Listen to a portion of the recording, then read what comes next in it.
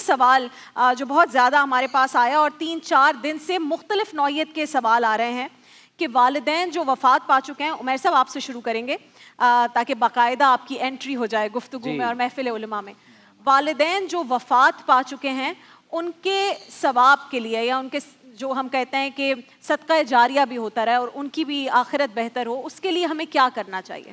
بسم اللہ الرحمن الرحیم۔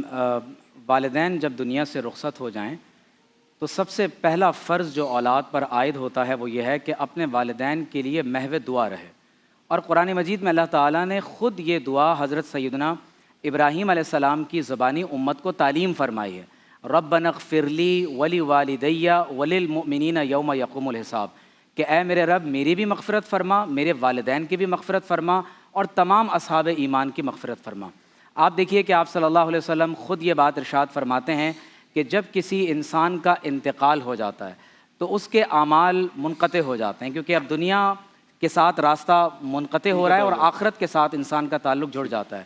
تو فرمائے سوائے 3 چیزوں کے، صدقہ جاریہ، وہ علم جو انسان دوسروں کو سکھا دیتا ہے، اور وہ نیک اولاد جو والدین کے مرنے کے بعد اپنے پیرنٹس کے لیے دعا کرتی رہتی ہے۔ اس لیے آپ دیکھیے کہ ایک اور دعا قرآن میں سکھائی گئی ہے کہ اے میرے پروردگار میرے دونوں والدین پر رحم فرما، رب ارحمہما کما ربیانی صغیرہ۔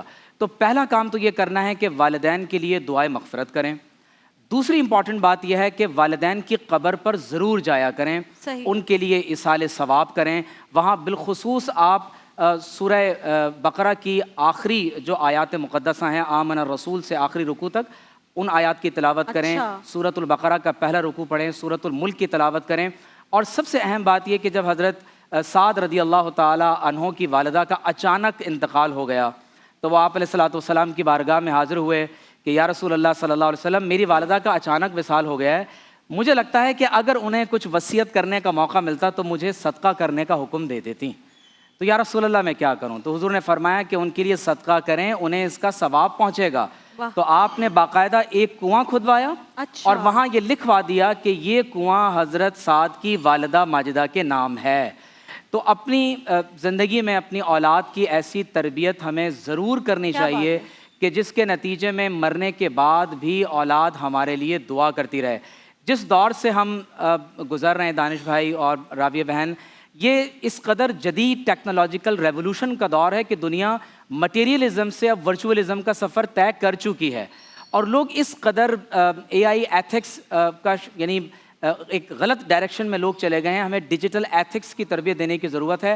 یہ بات میں اس لیے کہہ رہا ہوں کہ جب پیرنٹس اپنے بچوں کی اچھی تربیت کریں گے تو یقینی طور پر بچے والدین کے لیے ان کی زندگی میں بھی اور مرنے کے بعد بھی اپنا زیادہ وقت ان کے لیے دعائے مغفرت اور ایصال ثواب میں خرچ کریں۔